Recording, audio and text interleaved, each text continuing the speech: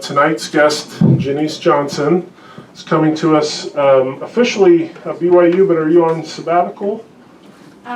Sure. Or something? It's complicated? Yeah. Okay. Thank you very much for your help with air conditioning. This man hopefully has got it up and running for us tonight. Yeah, it's running right now. Okay, awesome. So Janiece helped to edit this collection here called the Mountain Meadows Massacre Collected Legal Papers. This was published by the University of Oklahoma Press, edited by Richard Turley, Janiece Johnson, and Legene Carruth. An excellent compilation of the legal papers which come into play in the Vengeance is Mine book that she did some years ago. And I guess prior to that, wow, it is coming down out there. She also wrote a master's thesis at BYU called Give It All Up and Follow Your Lord, Mormon Female Religiosity, 1831 to 1843. So previously published a couple of times, and then has now come out with Convicting the Mormons, the Mountain Meadows Massacre in American Culture. And that is what she's going to enthrall us with tonight. And most interesting of all to me, personally, as a rare book dealer, is she studies inscriptions inside of early editions of the Book of Mormon. I can't wait for that book. Without further ado, I give you Janiece Johnson.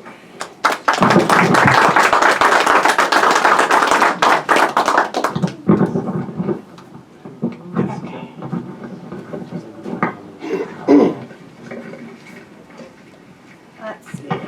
Okay.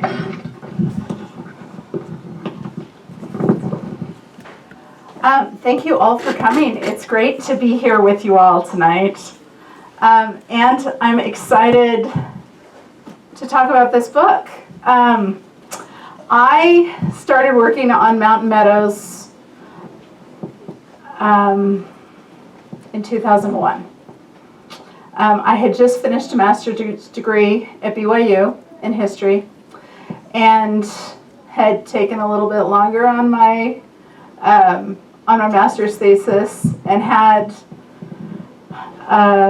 about 9 months before I would go on to divinity school at Vanderbilt and needed a job and had an interview with Ron Walker, and he told me that this job would be working on Brigham Young and the Indians. And I wasn't really interested in Brigham Young and the Indians, but I needed a job. And I went in for a second interview, and he said, yeah, we're actually working on Mountain Meadows, but it's not public yet.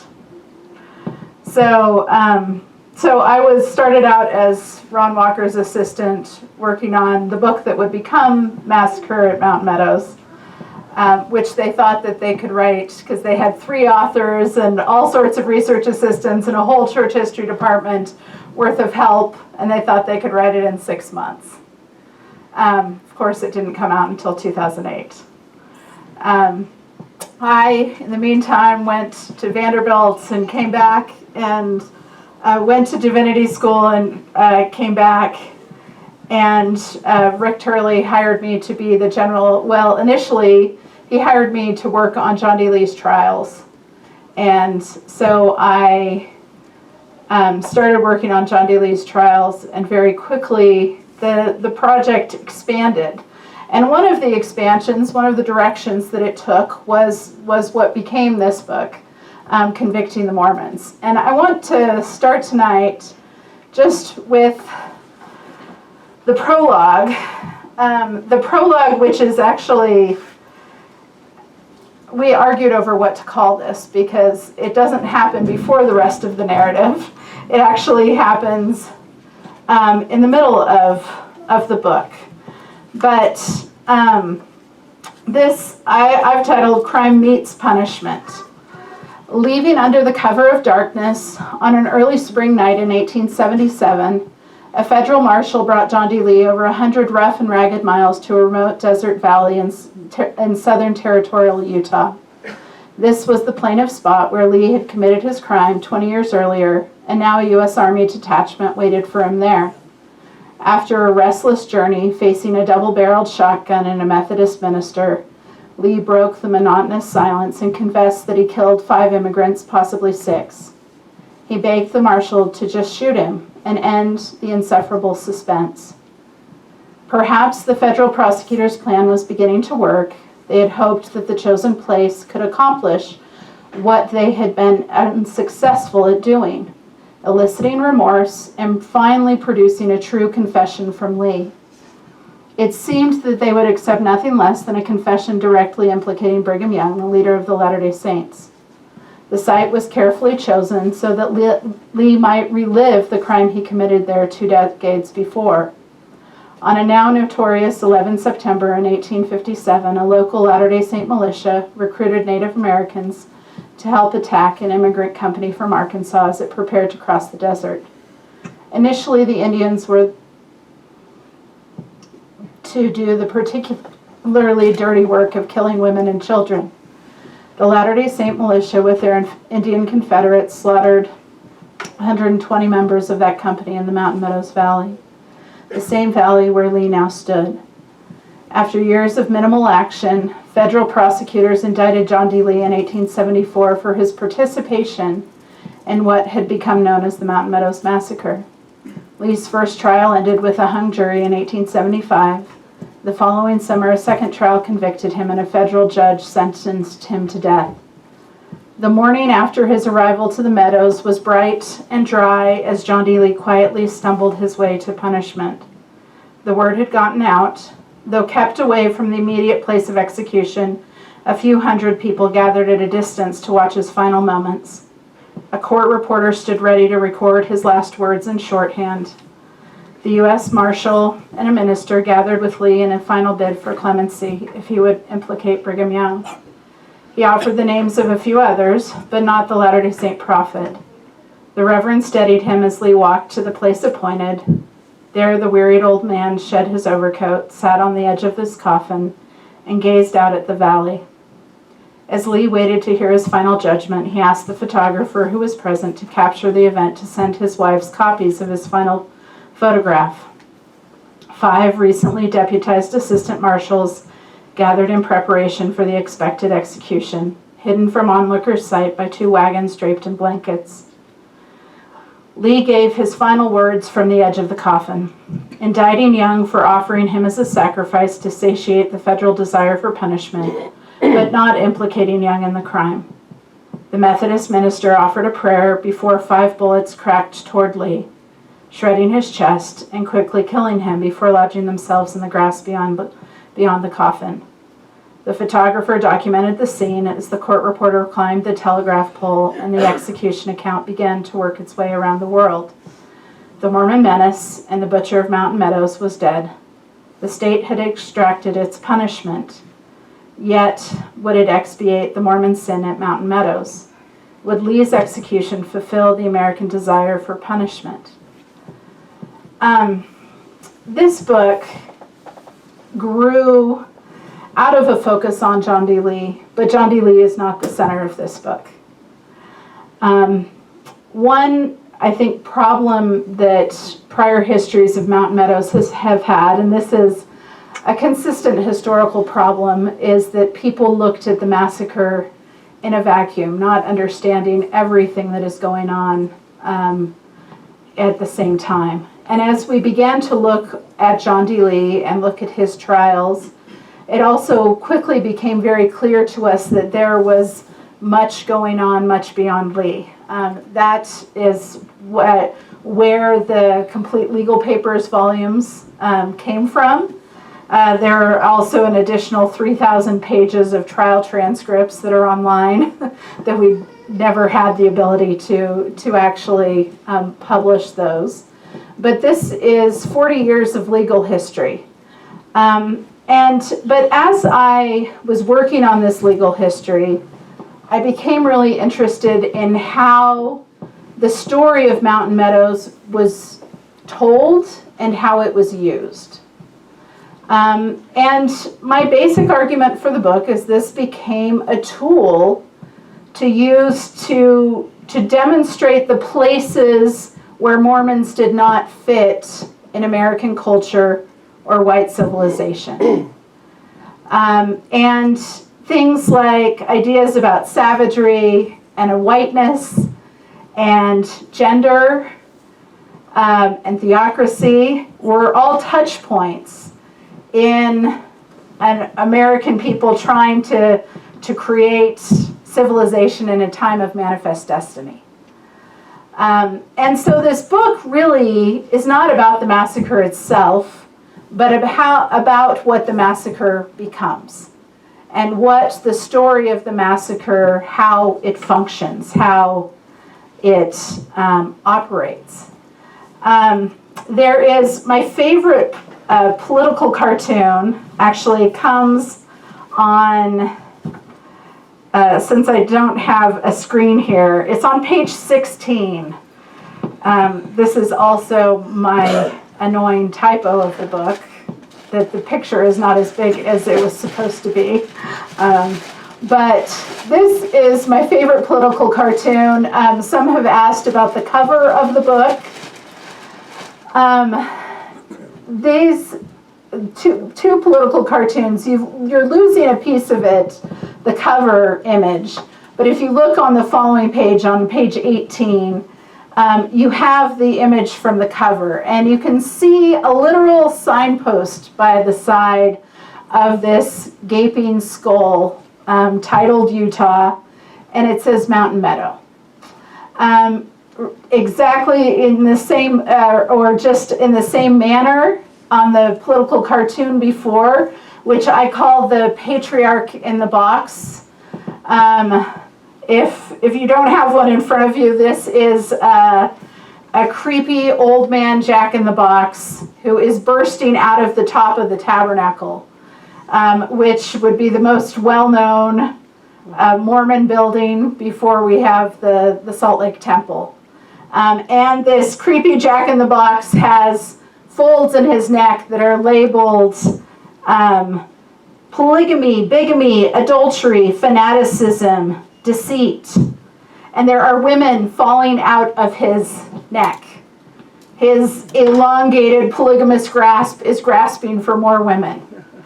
Polygamy was always the lightning rod, which always attracted so much attention. But Mountain Meadows becomes the sign of sure Mormon sin. It becomes a tool. If someone doesn't really care about polygamy, if that's not enough to act, for them to act against the Mormons, then Mountain Meadows is that thing that is going to tell them that something needs to be done about the Mormons. And as we look at the prosecution and this popular narrative that spins in elaborate ways over more than a century, we see those tales reveal very little about the massacre itself, but they tell us more about the Americans who are telling the story and the ways in which they find Mormons as not fitting in, not being part of the American project. And this creepy patriarch in the box is surrounded by 3 newspaper editors who are stomping out ignorance and superstition. The role of the Mountain Meadows story, and I don't know if you guys can tell, but the Mountain Meadows sign is surrounded on the ground by dead bodies. The ground is littered by dead bodies, and they go behind the clown and continue out the other side. But this, someone could care or not care about Mormon marital practices. But Mountain Meadows elevated the fear of Mormons to not just a chosen practice, but an actual threat, a legitimate threat. And so the story of Mountain Meadows is used throughout the 19th century into the early 20th century. And then we get a resurgence again, which I talk about in the epilogue, in the 21st century, of the story of of Mountain Meadows and how it is used. Now, I want to read just a little bit more from the introduction, but this is titled, "They Ain't Whites, They're Mormons." Around the turn of the 20th century, fiction expanded as a foray for the story of the Meadows. Fiction enabled multiple threads of discourse, ideas of savagery, white civilization, and manhood, all to be woven into a narrative that centers the Mormons. In Jack London's 1915 reincarnation novel, The Star Rover, prison officers torture Darrell Standing, a university professor who's imprisoned at, I just stopped reading my book. I guess I say that later. Who is at San Quentin. And he is tortured with a straitjacket that could be laced tight enough to induce severe angina. Standing learns that by putting himself into a trance, he can escape the effects of the torture. While in his trances, he travels back through the stars to experience past lives.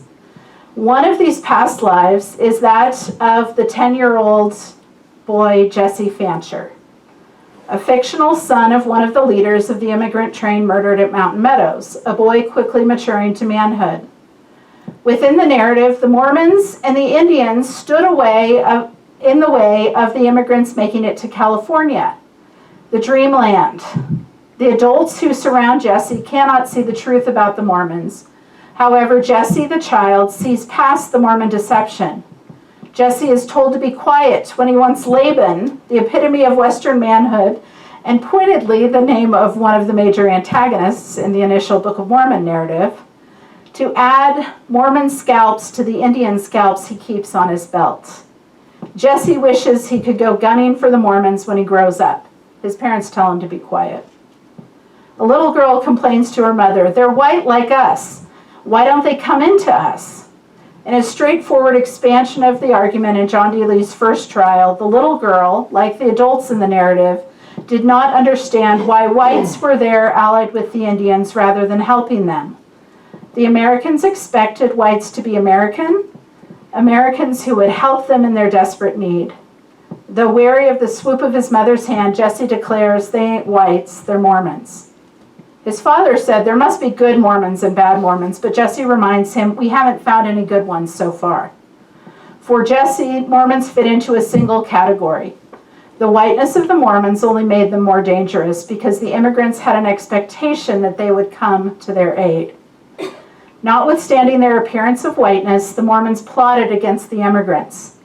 The Mormons made the immigrants wait until they were so desperate they would agree to give up under a flag of surrender. Only then did the adults begin to see the possibility of Mormon duplicity. And the mother asks, "But what if they intend treachery?"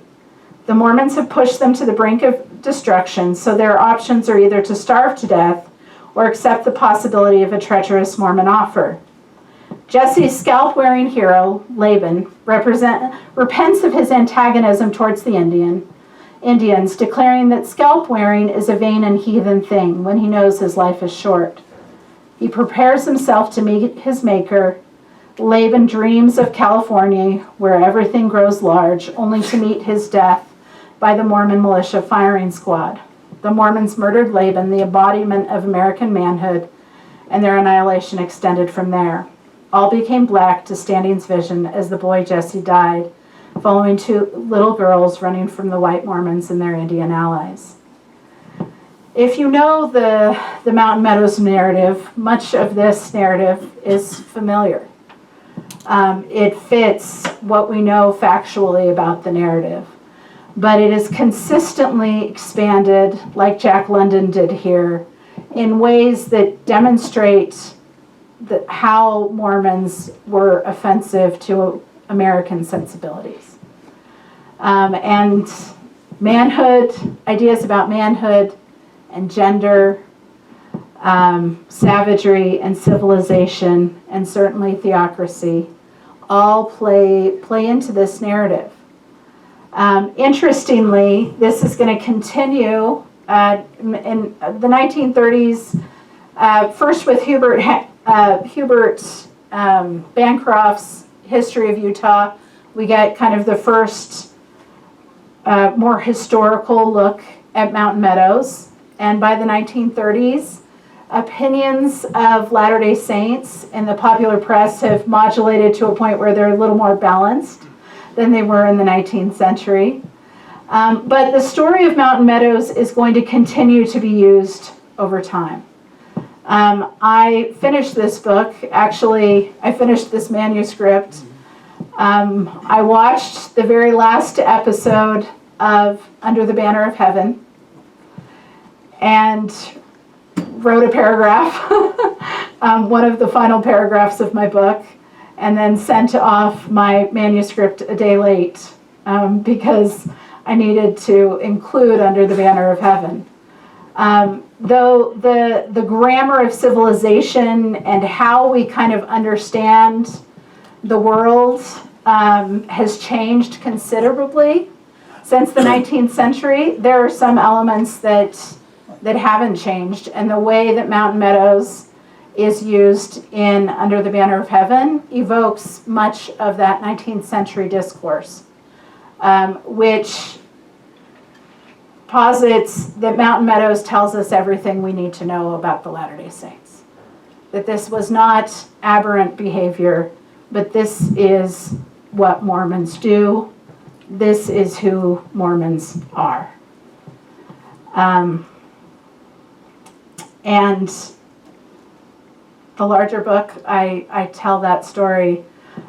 This goes through newspaper editors and playwriters and Wild West shows, and Mountain Meadows is forays into popular culture and expands in a lot of really, really interesting ways. But I'm happy to answer any questions, and I'm thankful for you guys to come hear me talk about this project.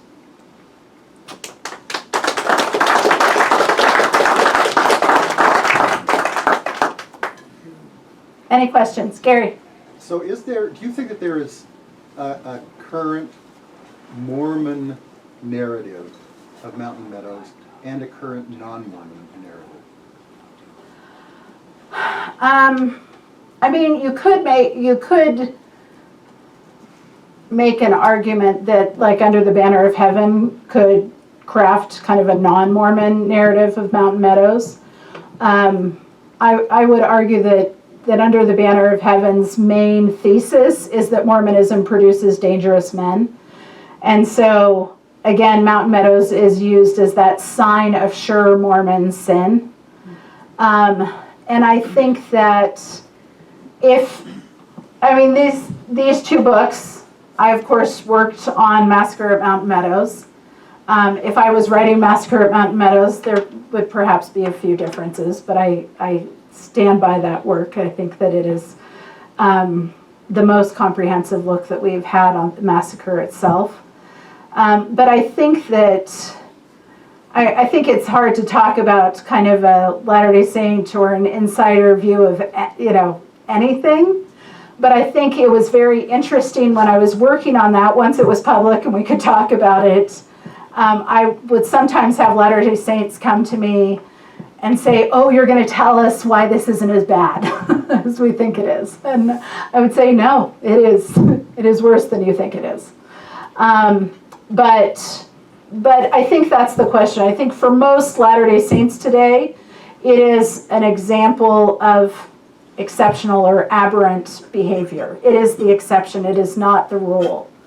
And yet for many of those outside the church would say, and we've got Krakauer Under the Banner of Heaven. I mean, he's also making a larger argument about religion in general and the possibility that religion breeds extremism.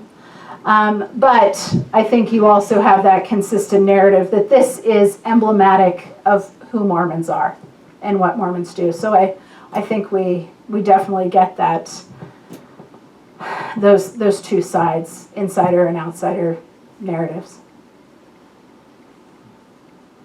Jonathan?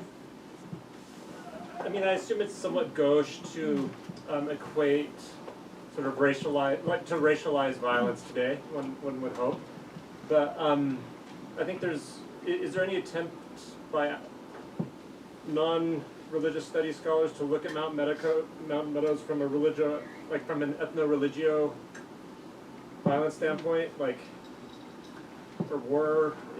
Are people looking at it? Besides it shows up every once in a while. In my second chapter, I kind of just there's a section called the politics of comparison, where I look at, because within the legal action for the massacre, and a lot of the kind of newspaper accounts and the popular accounts of the massacre, but there is this consistent refrain of, this is an exceptional atrocity. There is nothing like it. It is completely unparalleled in the history of the world. And so you kind of have authors playing this game of poker, like, can we find a legitimate comparison? And it's fascinating to me because we have already had the Marius Massacre in California at the Sacramento River, where 250 Wintu people were massacred before Mountain Meadows. Now, that was, like many massacres in the 19th century, it's a white militia attacking native peoples and shielded by this label of a battle.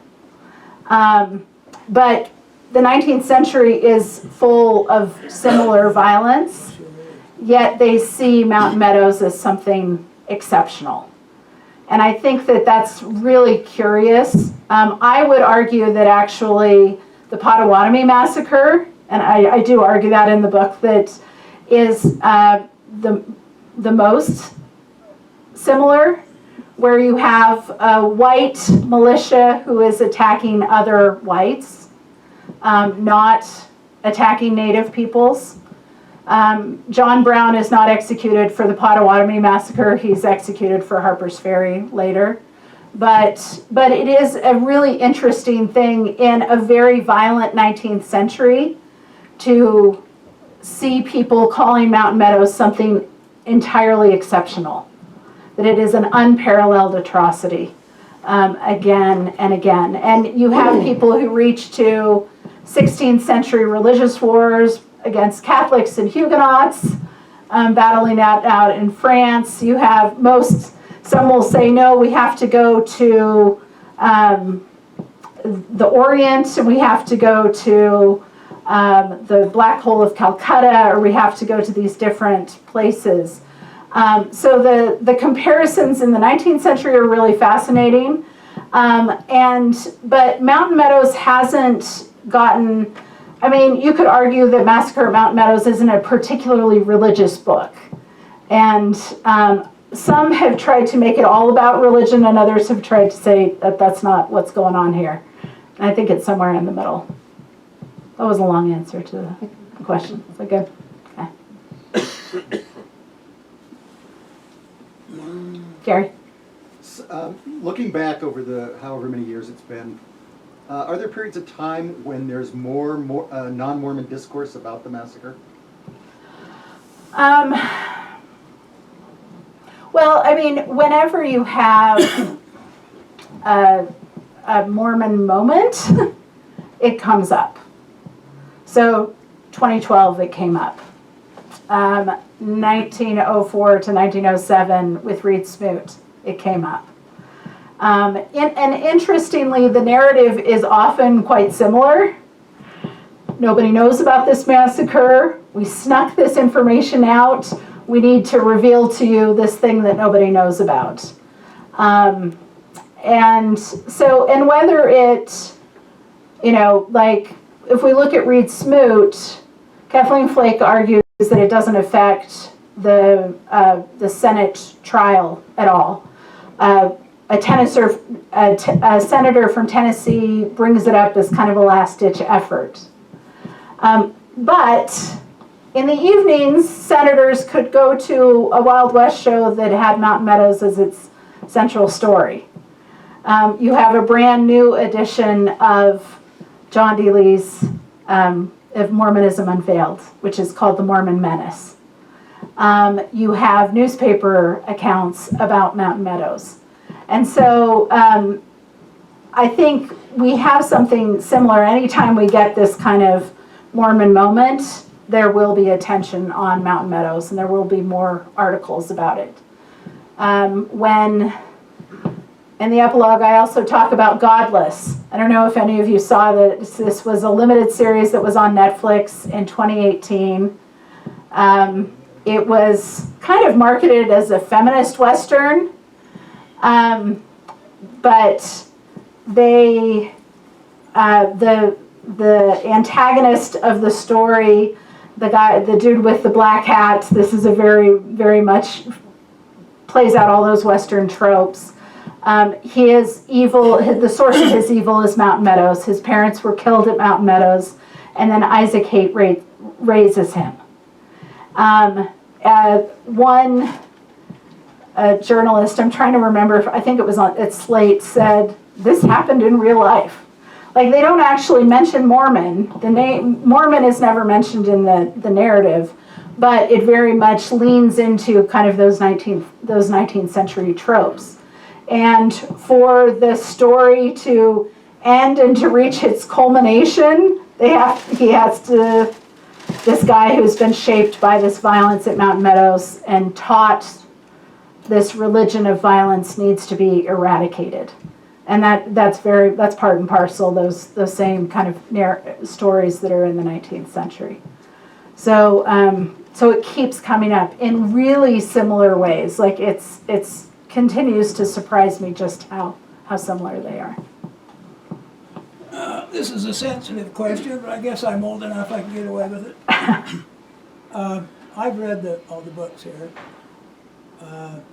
My good friend, the late Will Bagley, believed and kind of insisted that Brigham Young sent another letter, or the letter was misinterpreted, that he thought he ordered it. I don't believe that. But if the Fonter Party had passed in September 11th, 1855, 2 years before the Mormon Reformation got hold, I have the impression that the people that did that slaughter without the blood atonement doctrine and the army coming in to fight the Mormons, they would have let them pass because 2 years earlier the Mormon Reformation wouldn't have been on the top of these people's minds, where it was fair game to take the life of a fellow Mormon, not just for murder, but for adultery and later for apostasy. So Brigham Young has to take the credit for creating the climate that enabled those people to interpret what they did as God's sanction. So we can argue about how literal we thought some of that language is. I think you probably want to come next week and listen to them talk about vengeance of the divine, because they're specifically focused on that narrative and what happens with Brigham Young. But I think you're right. The massacre happens because of this horrific perfect storm of all of these different elements coming together at one time. And had it happened at a different time, all of the elements wouldn't have been there that created the horror that came from Mountain Meadows. So yeah, definitely. Do we have any evidence of Catholics or Methodists or Presbyterians or Baptists or Quakers or Campbellites having a big massacre like this? I mean, we've got lots of U.S. Army massacres. I didn't say U.S. Army. I said, did we have any religious Well, we have violence against Catholics. We have a Catholic I'm talking convent. about something on this scale. Well, Will you please answer the question? That is on that scale. Yeah. So really, it is a unique thing for a church to be involved in something like that. Well, yeah, I mean, this is part of this question, is if you're focusing on Is their membership in the militia more important, or is their church membership more important? Well, to them, their church membership was more important. They're acting as a militia. So my book is not. Let's not try to whitewash this whole thing. Oh, no, I'm not whitewashing it. Don't. The narrative. My book is not so concerned. Other people have spent a lot of time trying to understand how the massacre happened. I'm looking at how the story is used over time, and in that search for some point of commonality, there are lots of different possibilities that we could go. I think the biggest comparison is John Brown and the Potawatomi Massacre. He is using the Bible to justify his violence against other whites because of their views about slavery. So he is using religion to justify his action. And for me, that is the closest comparison that we actually get. But the 19th century is such a violent place. It is fascinating that they don't see all the violence. They don't identify it in the same way. They identify it in very different ways. A little bit facetious, but Adolf Hitler was a Catholic, and the Catholic Church didn't give him a whole lot of trouble. That 90 years later, but something to think about. Yeah, and how people, motivations are always going to be really hard. If you have someone leading a militia who has specific racist ideas about Native peoples, that's certainly going to affect what happens there. But yeah, motivations are always going to be very, very difficult to pin down precisely. That's always going to be hard work.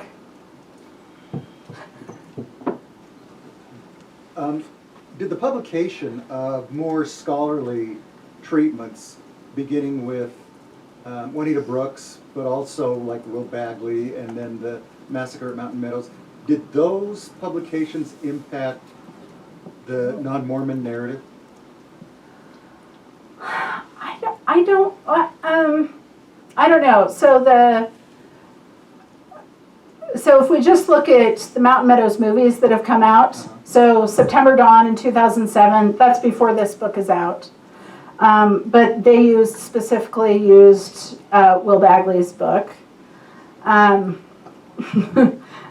So this is a little off topic, but Roger Ebert says, why does this movie exist? Like, the only saving grace there was that the movie was really bad. But when we go to Godless, he used Sally Denton's American Massacre. That was his main source for material on the massacre. And I Under the Banner of Heaven certainly used the book as its source material, and Krakauer uses Bagley and Denton also contributing to his. So it's changed in some ways, but other ways it hasn't changed at all, really.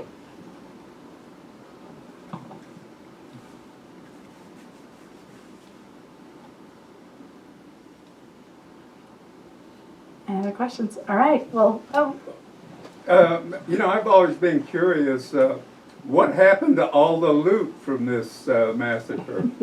well, that's actually one of the rumors that you'll have to read my book to unpack. But Massacre at Mountain Meadows talks about that those claims that this was the richest immigrant train were actually probably based on a different train, not the Bakers and the Fanchers. But that's one of the angles of the massacre that is continually played up over time. And this kind of focus on Mormons are poor, and in the 19th century being poor is a moral failing. It is a moral sin. And that's something that we're going to see again and again in the narrative. So it will keep coming up. We do know that that we have ward members, we have stories of John D. Lee wearing some of the immigrants' clothing. So certainly there are still cattle in southern Utah that could be descendants of those Texas longhorns that they were bringing. So it is spread out amongst the Paiutes and the Latter-day Saints in southern Utah. But that is also one of the elements that is expanded exponentially over time. I had a question just expanding on the question a couple questions ago, specifically about the Juanita Brooks study, and if that at all in your research you found that it impacted the narrative, the media narrative rather, more than the Mormon. I think that there is certainly now, once Juanita writes her book, there is certainly an academic source to go to. And so for academics, that's going to change the narrative. But I'm not sure that it has much traction in popular culture. Stanford publishes it, Oklahoma takes it. Stanford doesn't want to publish it again after the first edition, but Oklahoma takes it. So there is attention to it. There are people who want to see it. It's going to continue to be in print. When Oklahoma gives it up, then it'll be picked up by Illinois, I believe, if I've got that narrative, that timeline right. But there's going to be continued attention to it. But I don't really see it necessarily shaping the popular narrative all that much. All right, thank you.